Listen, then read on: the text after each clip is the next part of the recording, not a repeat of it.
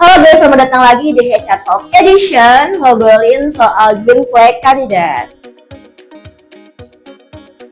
Ada banget sih, ada banget. Itu namanya green flag energy.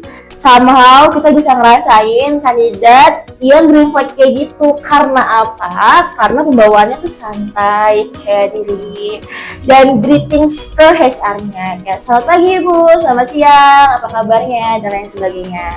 Nah itu tuh bikin kita ngerasa di welcoming juga gitu sama kandidatnya.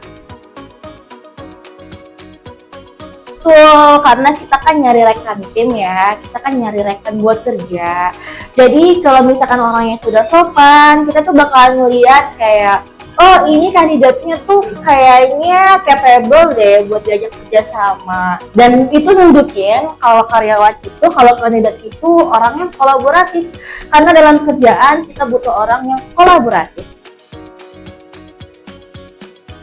Yang bikin ngerasa kayak gitu adalah pas kita tanya, kamu tahu apa soal perusahaan kami?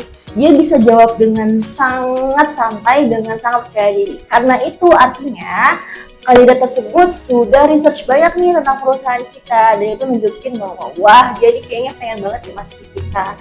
Itu sih sebenarnya jadi nilai plus ya buat kami.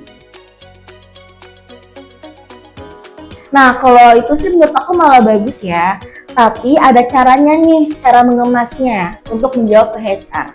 Contohnya kayak gini, misalkan kamu itu kurangnya itu di public speaking, tapi kamu kemas nih, misalkan gini,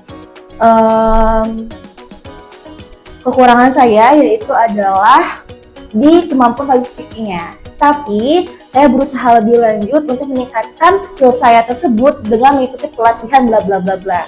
Nah itu bisa menunjukkan bahwa kamu tuh orang yang mau belajar dan kamu orangnya tuh mau next level gitu. Alih-alih kita fokus sama kekurangan kamu, tapi kita fokus sama niat kamu untuk maju lebih lanjut gitu sih.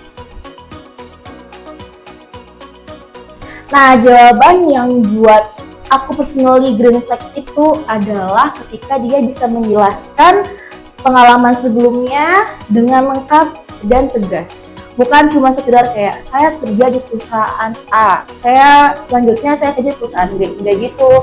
Tapi kalau bisa kamu jelaskan tuh kamu di perusahaan sebelum itu ngapain aja dan ada project apa.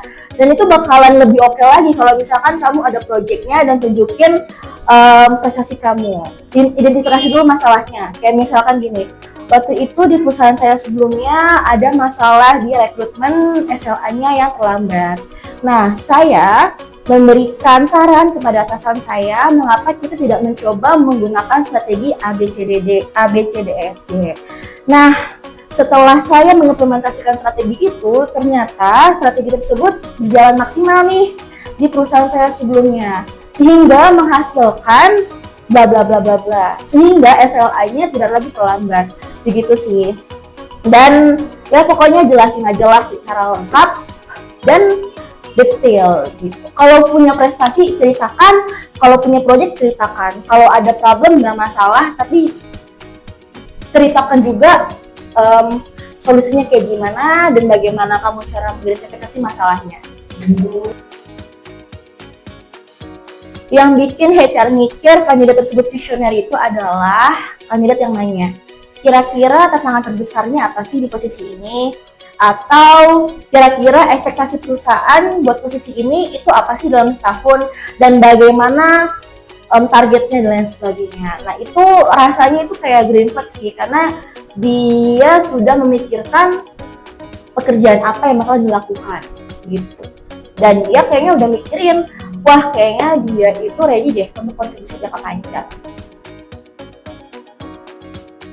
Pokoknya intinya, jadilah kandidat yang bikin HR merasa bahwa kehadiranmu itu berharga buat perusahaan. Kayak core value di MMI ada be valuable. Jadi menjadilah bernilai bagi perusahaan. Apapun kondisinya, bernilai bagi teman-teman, bernilai bagi perusahaan, dan bernilai bagi lingkungan eksternal. Gitu. Jangan cuma jadi pelamar aja, tapi jadilah solusi. Berikan solusi kepada perusahaan. Nanti ya pokoknya intinya be valuable. Usulkan for MMI be valuable. Oke, jadi itu dia HR Edition, edisi kupas tuntas green flag para kandidat. Ditunggu ya CV terbaik kalian.